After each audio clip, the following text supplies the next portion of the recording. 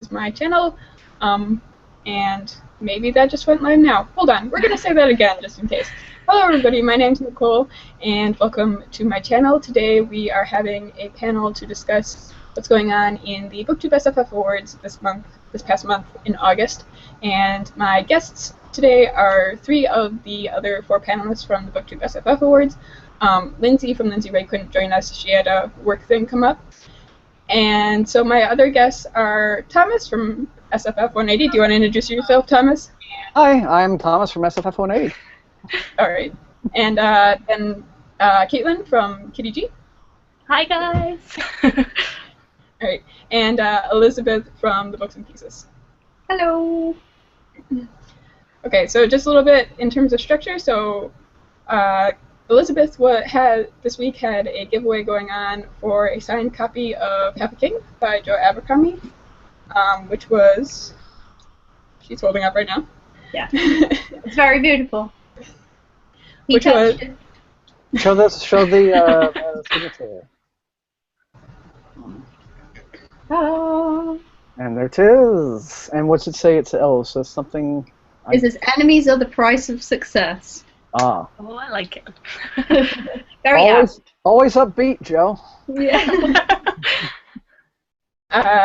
Yes, so that was the young adult book that was our nominee in the young adult best young adult category that we were reading this month. Yeah.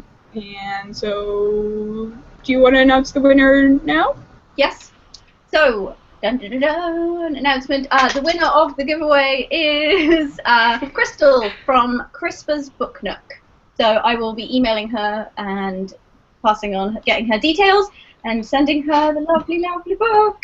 Yay. And yay, we will all be happy. And that is who won. Congratulations. Well done, Chris. Next announcement. Yes. All right. We'll have to figure out a way to dub award show music over the live show when we. It's got to be a way. Sure, there's a way to do that. If you can figure it out and tell me, then we can do it. We'll work on that. That'll be a future thing. Yeah. So the next thing is what's the next thing? Oh, a couple of other administrative things. So just wanted to mention that we'll have a popular vote. So the panel is going to pick a winner, but we're also going to run a popular vote because this is our first year doing this and we're seeing how these things work out and how things go. So the popular vote, I think I'm going to open that in October. So the last month of the read-along is when that'll be open. And I had made a thing to ask what people wanted from that, and it sounds like instant runoff is the preferred voting method, so that'll be the type of ballot. So I'm going to be putting that together and testing it out, and there might be some posts on the Goodreads group with me asking you to test things for me, because it's better to work out the problems in September. And the other thing is, what do people want to see from the awards in the coming years? So if we do this again next year, how would you guys like to see things run? And maybe we'll be opening a thread for that on Goodreads. Do you think that's... Sure. Yes? Yeah. Yeah, it's a general... I think that's a good way to get figured. I think maybe we'll leave that until October or something. Yeah. Okay. So I guess this is a warning to start thinking about that. You know, what we'd obviously like to have feedback from the community and see how people want it to be run, and what people think is a good idea. And so yeah. Does anybody want new categories? Does anybody want any of the current categories changed or made better or something? Things like that. Yes. Could be. All important things. Or possible changes to the voting process or stuff like that. I had a thought earlier today, actually. I was thinking for voting, it might be good to do it in 3 stages. And do because the nomination stage where people just write in the nominees is the stage that my impression is that most people feel uncomfortable voting in, but it's also kind of the most important. So my thought was we could do that, and then everything that gets at least 2 votes would be a long list, and we wouldn't say how many votes they all got, and just have everybody pick from those and then get the short list from that. Does that make sense? Yeah. Makes sense. Wouldn't that just be a vote on things people have read? Potentially, like at the long list stage, yeah, I think that might be. I don't know. Yeah. So that's one of the things that we need your feedback on, guys. So tell us what you think, because we don't know. So any ideas that you have, then let us know on the Goodreads group. Yeah, I was kind of thinking of taking it more towards the Goodreads Choice Award sort of format, but the Goodreads Choice Award format I think has issues in that people just tend to vote for whatever they've read. So it's just that's what I do. Yeah.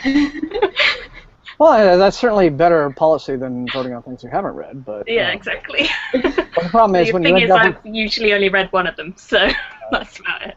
A long list with 200 books on it, so you just look at that and go, oh, God, all right, what do you do? So.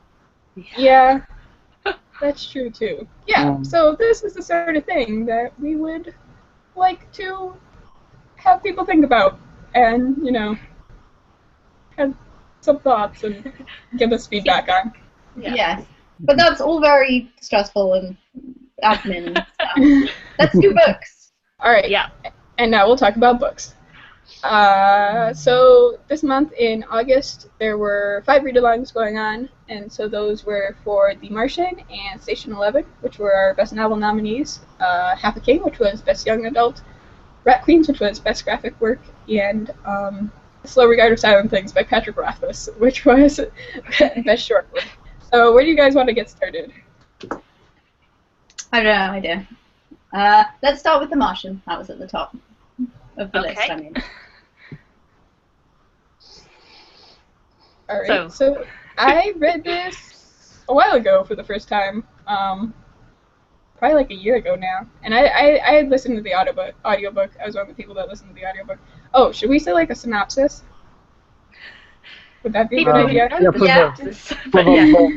The one person living in in the North Pole who still is not aware of what it's about. The Martian is about a guy who gets stranded on Mars in the very near future. So near future, it's a bit like being stranded on the moon. You can imagine relatively current space travel technology. It's very like NASA and stuff, and he has to try and survive, and humans have to try and rescue him. And we won't spoil the ending. Yes, and there's a movie coming out, and it's getting a lot of hype, and I'm actually really excited for the movie. I don't know what you guys think. Yeah, I'm looking forward to it. I really am. I was very skeptical of Matt Damon when they first announced him, but looking at the trailer, or I guess, promotional stuff. They're not really trailers. The promotional stuff, he actually looks like he's going to do a really good job. So. Yeah, I thought that he was a good fit for the cockiness of the character. I think that he's he has that sort of persona that could pull that off as an actor. Yeah, I'm quite excited about it, but I haven't watched all of the promotional stuff. I just watched a few of them, but yeah, I like the look of it. It sounds interesting. I think it would lend itself to a film quite well as well. So interesting. Yeah, because there's like tense puzzles to solve, and it's quite visual. And I think he's going to work because Mark Watney is very, for a person in that situation who's like a trained like sciencey astronaut person, he's very funny and amenable and personable, and so it works to have like quite a, I don't know, like you're saying, like humorous person in the role. Yeah. It's believable too. I think that if he'd just been this determined square-jawed hero, it would not have worked. But he has this. When you are confronted with a lot of times, with a potential life and death situation, a lot of people deal with that stress through humor, and we actually see Mark go through these various stages of that, and then something happens that's a real problem that looks okay. This is not right.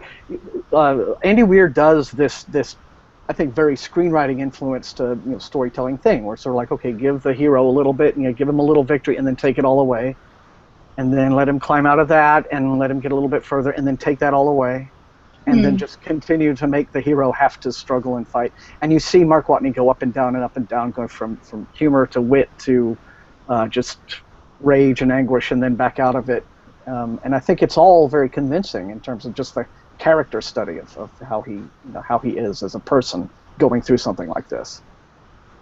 Yeah, totally agreed. I mean, some of the comments on the Goodreads suggested that people didn't like The Martian because they didn't feel that he was a complete character, which I thought was unusual because it's so much about his character.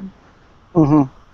Yeah, I think outside of his problems he's having on Mars, that's what people were questioning, is like the fact that he, on Mars, struggling through these things, he has a personality because he's got humor and he's working his way through it. And then outside of that, they didn't think he was much of a personality, which I could kind of see, but I still really enjoyed him. I love the humor side of it, so I think some people just had issues with the humor maybe taking over more of his emotional side or something like that. Yeah, that was not so much on our Goodreads group, but just in general, one of the things that I've seen from people who didn't really like The Martian was that they really just didn't respond to the sense of humor.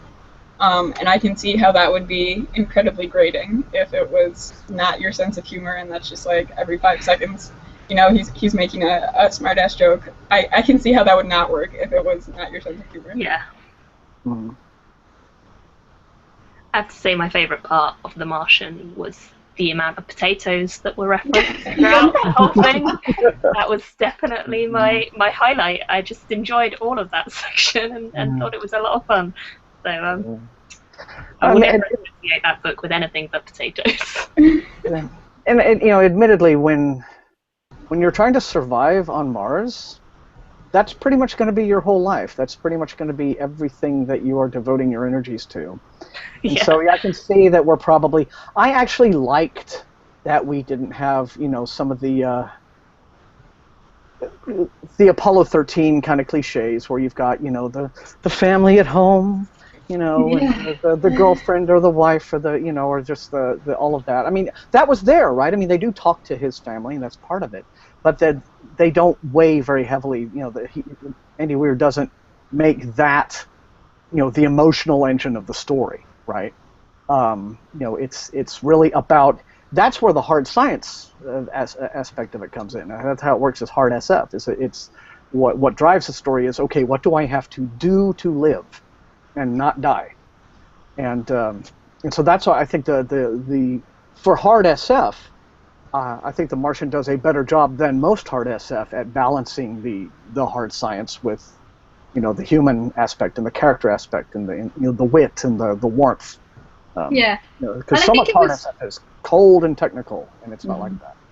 I was going to say, I think it's very, like, it's shown in the other characters as well, the other astronauts who are, like, on the spaceship thing, I can't remember its name, traveling home, and they have to communicate with their families and stuff, but it's very, very limited.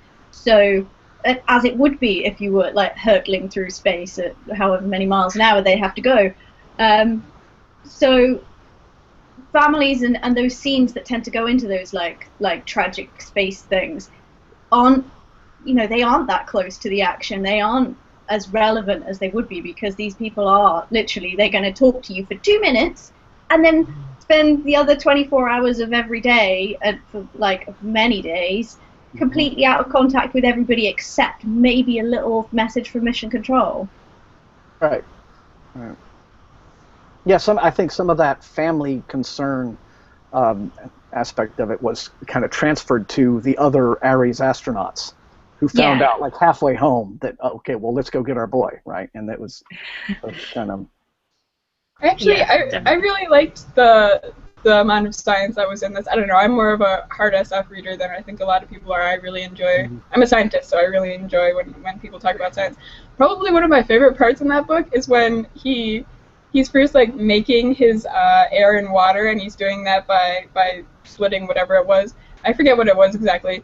And he like calculated it out as a reaction, but he didn't count on the fact that, you know, the reaction doesn't always go to completion, so then he ended up with way too much hydrogen, and then he's like hiding in the rover, and he's like, shit, I'm gonna blow myself up. That's probably one of my favorite scenes in that book. I love that bit. Definitely. Yeah.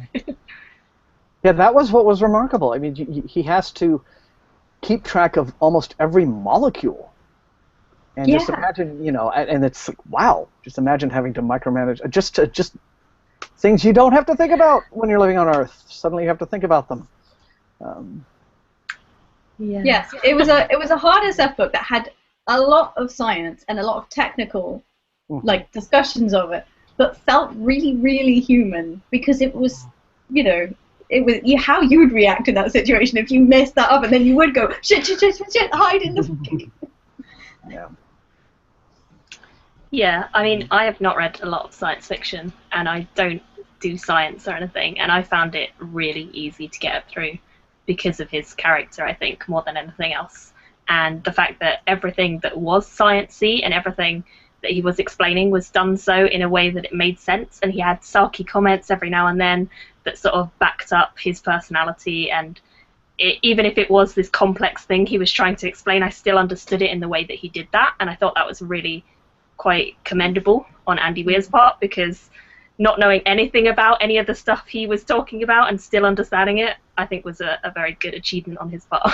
Yeah, I kind of think he needs to go into science communication full time. Yeah, I think he'd be good at it. It is unusual among hard SF novels in that it is highly, highly accessible to non-science fiction readers and to the general public. So that's why it's become such a massive general bestseller. You know, I mean, I can't, you know, it's nothing against the usual hard SF crowd, but it's that kind of fiction tends to be written for its core audience, and anyone can read The Martian. You know, it's a good science fiction on-ramp novel for people who are not really acquainted with reading the genre yet. Yeah, definitely a sort of gateway into science fiction, I think, easily. So I did want to. So there was something that Elizabeth mentioned on the Goodreads group about how sometimes there are some weird like perspective shifts. Oh, God. And that was one of those things. Like I didn't notice that when I was reading it, but like once you mentioned it and I was thinking about it, I was like, yeah, that does happen. Like sometimes when I think some of the writing techniques in terms of shifting perspective are a little bit inelegant at times. Yeah, because it was like he needed to explain what was going on technically, like when Canvas was tearing apart and Mark wasn't noticing. So he'd have had to have had Mark retrospectively explain it in his diary, which would have been kind of clunky maybe, but I think it could have been done better than shifting to the Canvas's point of view. It's an interesting approach. You gotta give him that. Yeah, I can imagine him probably had to. How am I gonna? Yeah, that may have just been just an unusual writing problem that he encountered and said, "Well, I'll just solve it in the best way I know how." Yeah, some people said they enjoyed it and thought it was fine. It really grated on me, and I wondered what everybody else thought because it happened several times. Didn't throw me out of the story or anything, you know. And I think that he did it. Paced it out and did it sparingly enough that it wasn't. One thing that I thought, you know, we're talking about maybe some of the shortcomings of the book, which is that, you know, Mark Watney is very well developed. Some of the Ares astronauts are. I thought a lot of maybe the guys back home, all the boffins at NASA doing their best to save his life. Some of them felt very kind of like they could be interchangeable, and they weren't really, you know, their whole function in the story is just to save him and find a way to bring him back home. And so there really wasn't much done with their characters other than, you know, here's the guy who's the jerk and here's the guy who's and they're all just sort of typical suits and scientists back home. And so there wasn't much in the way of, you know, characters on Earth but then I don't really think, I mean, I understand that you weren't really meant to relate to them much, but there could have still been perhaps a bit more done with them. I do wonder that though, because we just like talked about how much it was kind of enjoyable without the family stuff, and the NASA people could have, if they'd been developed more, could have turned into a kind of pseudo family like emotional thing that would have changed the dynamic a lot. Yeah, I can see that, I guess. You know, it just seemed like they were, you know, generic scientist A, generic administrator B, generic, but yeah, perhaps that was the best that he could have managed, is to maintain the balance with the story. Yeah. They did give like a good idea of different roles and like things that people do in NASA and places, and that was quite interesting. I felt as somebody who never really thought about what people do in NASA. There's a nice little insight into the politics of all of it that, you know, was sort of slipped into those scenes. I liked the little kind of diversion into China. Yes. which I think was again brought the kind of political reality into that. I will be interested to see if that makes it into the film. I would think it would be, because part of me, when I was reading it, I was thinking, okay, well, this, for one thing, this is a very accessible cinematic sort of style of storytelling that Andy Weir is working on here. It's entirely possible he had maybe an eye on selling it as a movie someday. Every writer does. But of course, all the Hollywood studios are like, how do we get China behind our film? Because it's such a huge film market. And so I'm wondering, I wonder if there will either be that scene, or maybe there will be that scene, but it will only be in the version of the movie released in China, or what. I don't know. It'll be interesting. It'll be interesting to see if they do some of that, to include that in the film. I think it would be needed in the film, because it gave that international aspect of Earth is trying to get a human back from Mars, like rather than America is trying to get an American back from Mars. Like, yeah, but they could make it be a different space agency, like the Indian Space Agency or the European one or something like that. I mean, the European one would kind of make more sense, right? Since there's a European astronaut on the mission. Yeah, so, but like that just feels very normal, doesn't it? That's like, yeah. Yeah, the only reason I would think that perhaps that scene would be excluded from the film version is because what happens is the Chinese try a thing and it doesn't work. And so, in a sense, for you needing to keep a movie narrative very tight, that might be seen as just, or that baggage, and let's just cut to the chase and distill this a little bit more down to its necessaries. But anyway, but I liked it in the book. I did as well. I think it was good. That aspect of political depth to the story. all right. So do you guys want to move on to the next book, to Station 11 maybe, so that we don't take too long on any one particular book? So Station 11 by Emily St. John Mandel. Here is the very beautiful UK cover. Yes. Dang. Which is nicer than the US one. I just finished this one quite recently, so it's more fresh in my mind, I guess. And it was really unusual. Not at all what I was expecting from the descriptions. So it's sort of, at the beginning, we're in present-day Canada, and they're at a theatre, a performance of King Lear, and the main actor drops dead. And then we jump 20 years into the future, and it's post-apocalyptic. A disease has wiped out most of the population of Earth, and everybody's struggling to survive not struggling, but they're in tiny little sort of towns and villages in old service stations and what are they called? Little hotels and things, and airports, and there's no electricity and there's no internet. It's basically ye olde times.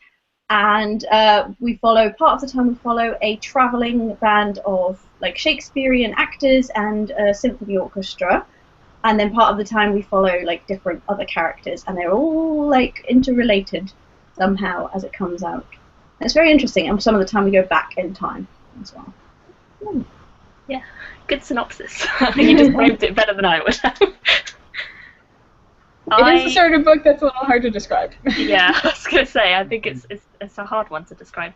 I thought it was a really thought-provoking book, but I didn't love it. I had quite a few issues with the way that it jumped around and it didn't have any dates. That was my main thing, was I got confused about certain time periods when I didn't necessarily remember who the character was that we were following straight away. That was my main complaint with it. But I did like the way that all the characters interlinked with one another. I thought that the way that was revealed slowly, different characters having different small connections, was done really, really well. And I thought that the way that the arts was a major central focus for a lot of the people was really interesting as well. Those were the things that I found most fascinating, I think. And following the Shakespeare Company and the symphony was really interesting as well in the present day sort of dystopian storyline. So yeah, I really liked that it was an apocalyptic story that was actually about rebuilding. Yeah. And it was not. In fact, some of the I've seen reviews where I think, you know, certainly it's a book that will baffle you and confound expectations if you come into it with a load of preconceived ideas about, you know, what apocalyptic stories should be like. And I've read a few negative reviews of the book where the main burden of their complaint was that apocalyptic stories should be Mad Max, and this one isn't. And what's the problem? You know, they should be these stories of terrible struggle and deprivation and people surviving by the skin of their teeth. And this book is very much anti the road, right? This is the antidote to the road. This is about again, how art is sort of the glue that binds people together, just not only as a culture and as a civilization, but also through time. You have the actors, the actor troupe, you know, doing their Shakespeare plays. And then one of them, you know, which is find out as an aside, is like trying to write her own. She's like starting to write a new drama, like a post, you know, a disaster end of the world drama, you know, for their own times. There is the one of the protagonists, you know, the young actress who's a little girl at the beginning, and the comic books that tie her to the actor from, you know, before the plague, and you know, so that is the link from, you know, pre-plague to post-plague for her, the Station 11 comics. And so I liked, I liked that aspect of, you know, that art is what builds us up. Yeah. And, the bouncing back of the non-linear narrative, I thought was fine. You know, I would like to see. It's difficult to pull off. I like to see, you know, a writer who can do it. I never really felt confused about I guess the particular time periods quite so much. It's more the characters, like, more than anything, because we follow some characters in some time periods and then in the present day one as well. And there were some characters that they didn't make enough of an impact straight away on me that I could know them instantly when I came back to them. And so that was my issue, but that might have just been me. Who knows? That might have just been me not paying enough attention to it.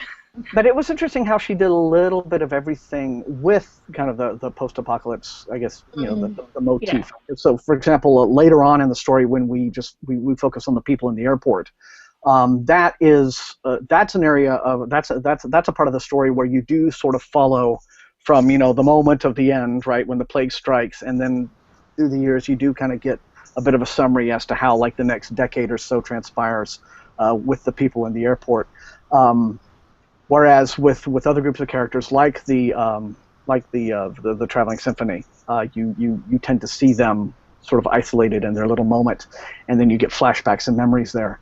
But I thought just particular scenes were just beautifully executed. I thought that the whole early, just the beginning of the story, where, like, the plague strikes, I thought was very chilling, very haunting the way it was done. You know, just very little subtle touches.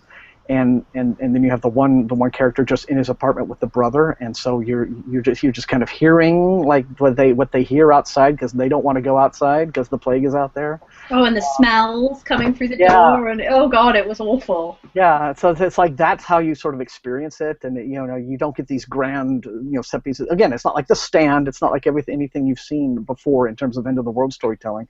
She always just kind of gives it a little bit of a twist. And then in the airport, I liked the little touches, like the way that the character had built a museum essentially to the past, and so people would just drop off their smartphones and all these little things, and this would be how new generations would learn about what life was like. You know, just all the little things that everyone would collect. So yeah, I just thought it was a nice story. It's an apocalyptic story about people coming together and trying to rebuild, and it was optimistic.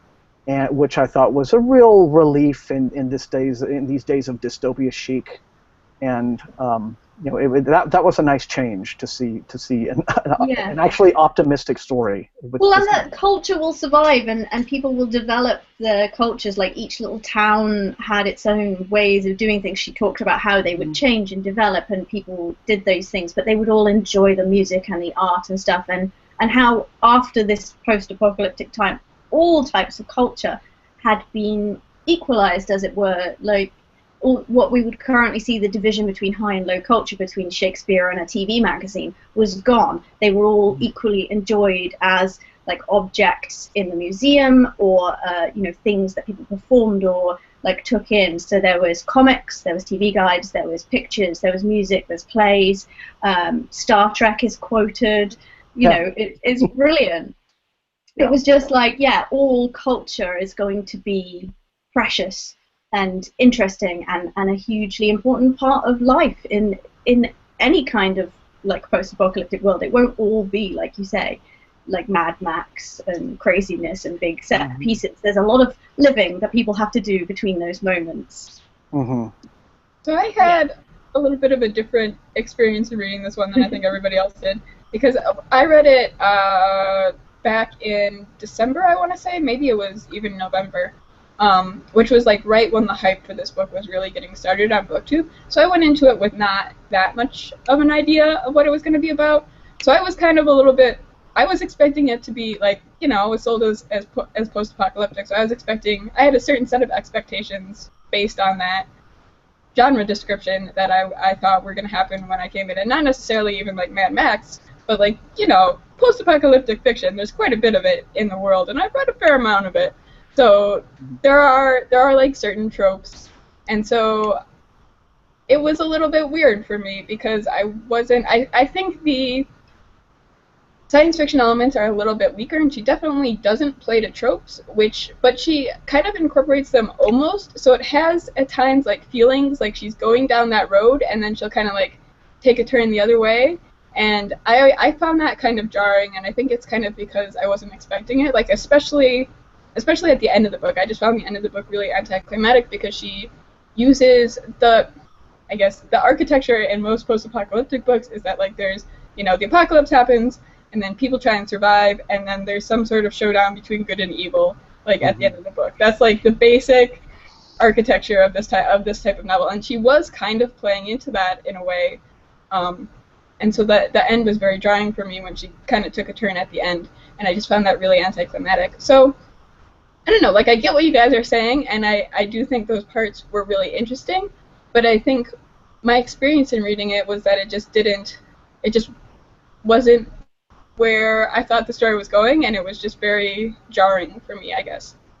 Well, I will say that I thought that if any bit of the book was weak, it was that one element of the story that was as close to anything as close as she came to anything like a concession to post-apocalypse tropes that are common tropes, and that is, you know, this sort of cult leader, charismatic guy who, you know, has all his sex slaves and stuff, and you know, that kind, and so he's that kind of thing, and I just thought, why did you even, this wasn't in, and then there was, I think, maybe, you know, tying it into another character whom we see, so, oh, well, this guy is that guy. That to me was a little, if there was a weak aspect of the story, it was that. And it's also because, again, that is a trope I've seen everywhere, not just in, you know, you see in Fury Road. Fury Road was all about that. But then, you know, I've seen it in, like, you know, the Change novels by, you know, S.M. Sterling and so many other post-apocalypse scenarios. And I just thought, you know, all the other bits of the story that weren't doing that were just so lyrical and just so lovely and were really drawing me in.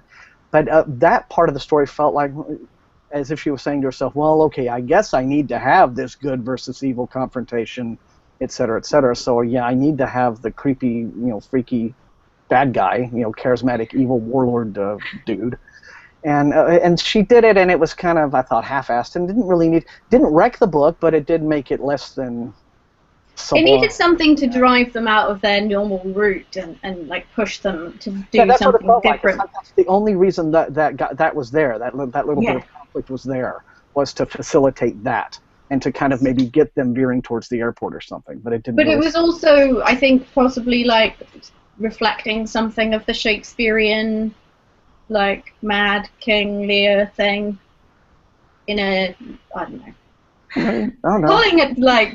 I should read King Lear again. I should read King Lear again, because I guess I missed all the sex slaves. just in terms of having a mad character with people around. Yeah, it doesn't quite hold, but you know what I mean. Like, well, for the most part, I thought Shakespeare. You know, the reason that she set her story 20 years, the bulk of the story, a full 20 years after the plague happened, and not like immediately in the immediate aftermath of the plague, was to sort of get around that whole thing of, oh, now we have to struggle for survival. And by the time 20 years has passed, you've got your survivors, you have people who have kind of fit into a routine of life. You know, they have a new normal that they're trying to just work through, and you know, no one is, you know, agonizing, struggling day to day. Presumably, you've got little towns have evolved. Folks are figuring out how to grow crops again, and so that, I think that ties into what she was really after here, which is the, you know, the rebuilding after the apocalypse aspect of it. And so I see why she did that, and I'm kind of glad she did that. But I do think she did a good job with rebuilding. The other thing, I really disliked her plague, that it like killed 99.9% of the population, because that is just highly improbable and would not actually happen. But, and you know, you're working on that right now, and you know exactly how hard it is to pull off. We know what's in all those bottles behind you. The rebuilding aspect was like really interesting, and I feel like that's probably one of the more interesting parts, because that is, you're right, in a lot of post-apocalyptic fiction, like we don't get there, like, you know, that's like the epilogue that we see, this like, there's this potentially hopeful picture that, you know, people will survive, but we never really focus on it. So I guess, yeah, that is probably the most interesting aspect of the story. And then I guess just the way some of the other elements that are more traditional to post-apocalyptic fiction were brought in there, I was kind of not on board with, I guess. No, I can see that.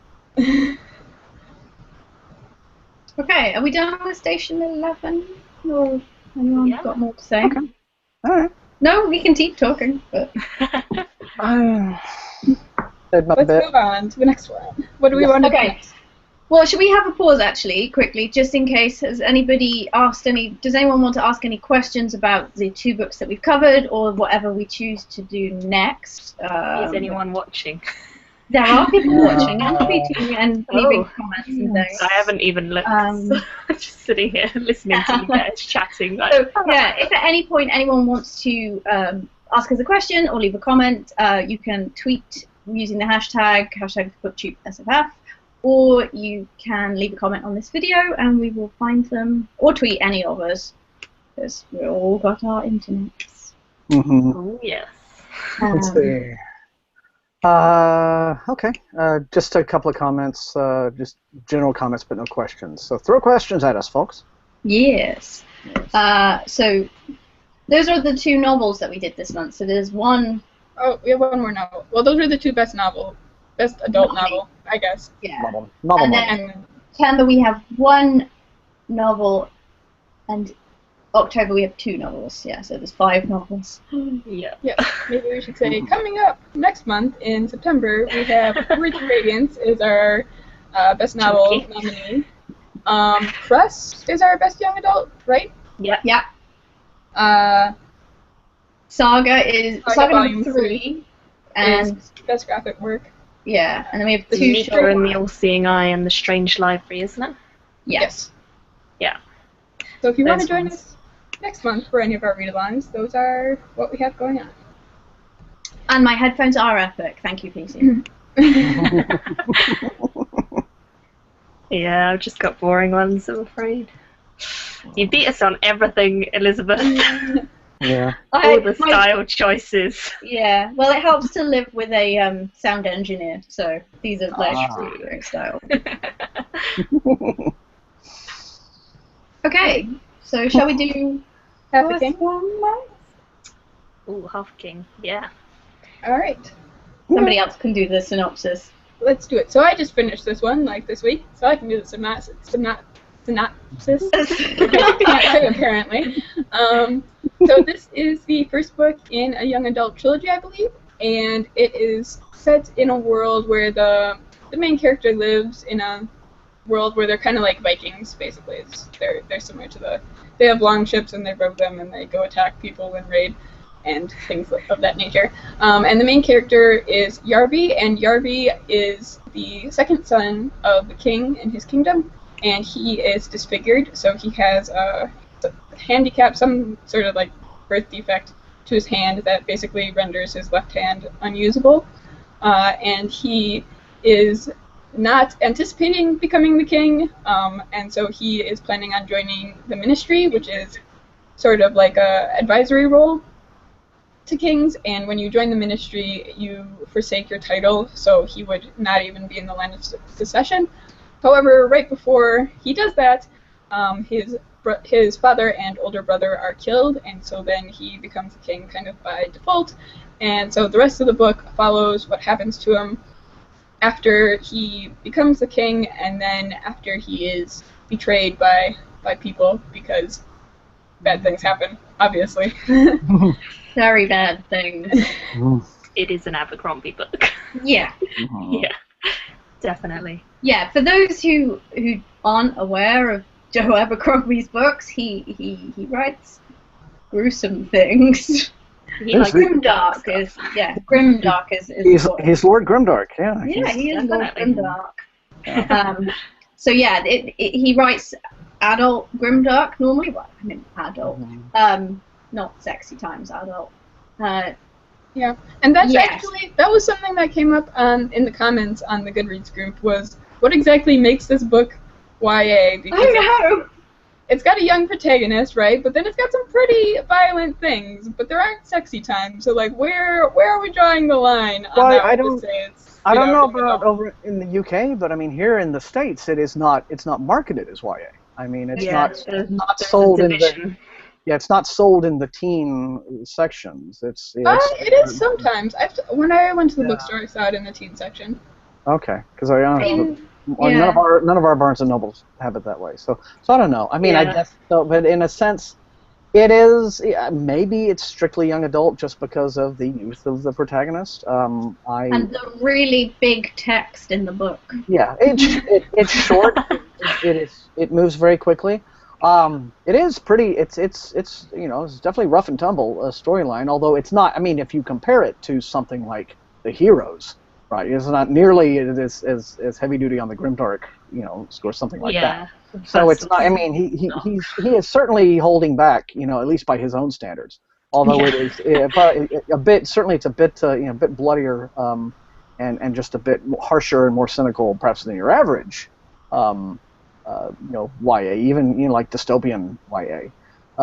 But yeah, he's but that's good though, right? Because I like the idea of a protagonist in one of these stories who really has struggles to overcome, and is very disadvantaged in terms of having to overcome them. With what he's got at his disposal to do it. He starts the story. He's very his self-esteem is not the highest. He's had it beaten down. So it's not just that he was born with this deformity, but he's been reminded all his life of just how useless his deformity makes him, because he lives in exactly that kind of harsh and cruel culture. And so when he suddenly sprung, guess what? You've had to inherit the throne now because your brother and your father are dead. Even he doesn't think he's suitable, but he does what he can, right? And then, of course, with everything that happens to him subsequently, he does what he can, and he ends up having to rely a lot on his wits. But it's just such a refreshing, and more believable, I think, variant on what you usually get lately with these. You just have these YA superheroes who handle it, right? They, the system wants to oppress me. The government, well, all the grown-ups want to kill me, but I'm gonna get my trusty bow and arrow and handle it. And Yarvy's really gotta fight, and it's a lighter tale, more light reading, I guess, for not just for Joe's standards, but maybe for speed, you mean? yeah, but it races right along, which I didn't really have a problem with. It gets the job done. It's not a great tale, but in terms of just good, quick escapist read, I was fine with it. I'm not sure I want to escape there, to be honest. It's kind of horrible. But, we just had a comment saying, Half a King was my first Abercrombie, but the promise of other gruesomeness is appealing. And, that was from Musical Tati on Twitter. And, Abercrombie has this way of making, horrendous stuff really fun to read, which makes you feel like a terrible person when you say it. But, it is. Yeah, it's true. I think. Yeah, it is. It's true. I think his gallows humor is, I think, his real strong point, and that's what makes the grimdark. I guess more palatable is the right word, but the fact that the opening chapters of books like The Heroes and Red Country just have me laughing out loud makes it wins you over, and then it kind of eases you into the rest of it.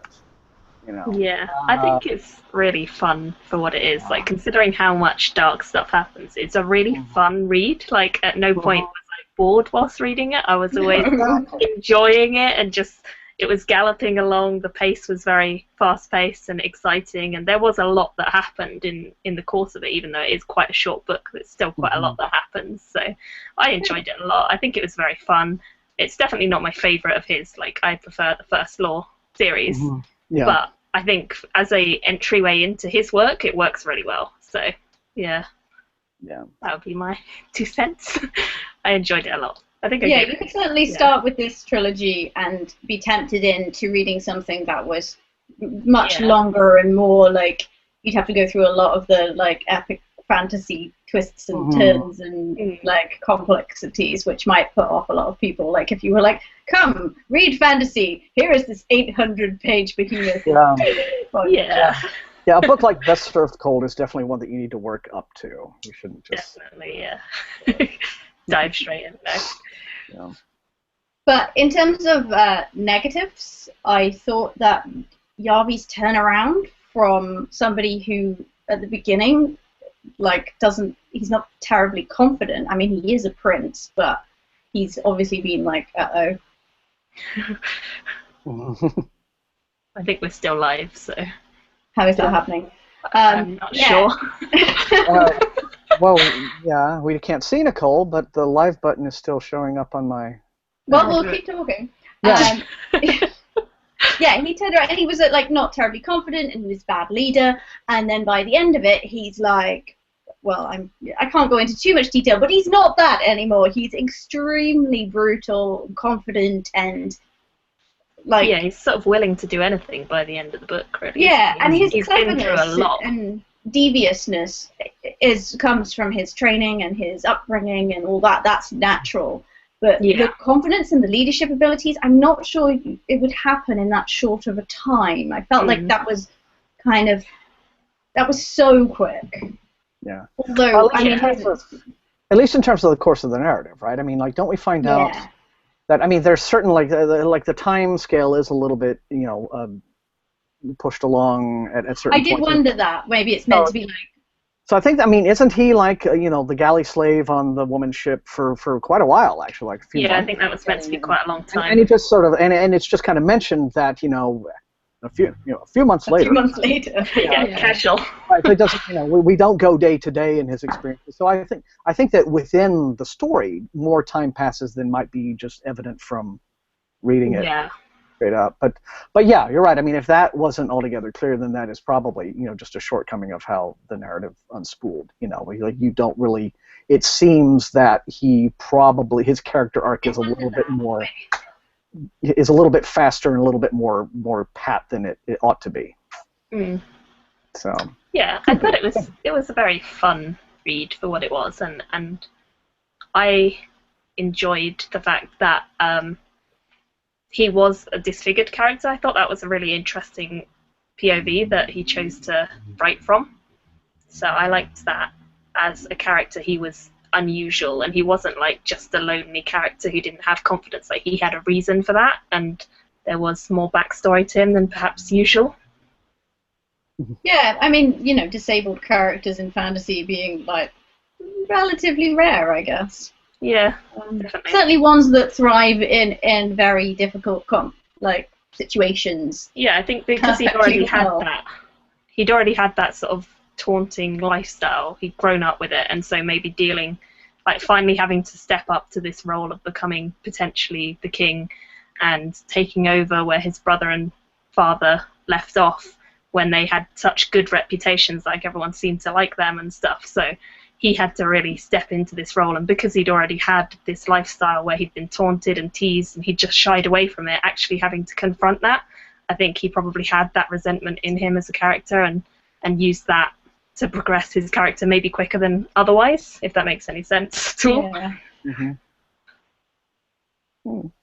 I do not know what's happened to Nicole. No. No. But we are still live. Hopefully she'll come back. And it seems to be. I think YouTube is hosting Let this us know if we're not fine. Who's going to be seeing it if we The are. screen's just gone black and everything's dead. Well, I mean, I do have the actual YouTube. Yeah, it's still Oh, live. okay, excellent. Yeah, I have didn't, that so open, that's good. but Good yeah. stuff. Well, hopefully she will come back. Yes, that would be nice because she's technically hosting us. So. But yes, I enjoyed the book. It was an enjoyable read. Yeah. Fun. So. I don't know if we can add her back in because we don't have the power. She has the link, doesn't she? So she should be able to get herself back in, I think. Taken a while though. Maybe she's having internet problems. Mm-hmm. All right. Do we have anything more to say about Half King? No, I think I'm good to move on. I do not. Unless we've got any other comments or anything on the video or Twitter or something. No, I don't think so. No. We could move on to one of the short ones, the graphic novel or the Slow Regard. Let's go with Rat Queens. Rat Queens. Yeah, Rat Queens. So this is Rat Queens Volume 1, Sass and Sorcery. Do you want to do a synopsis, one of you? Caitlin?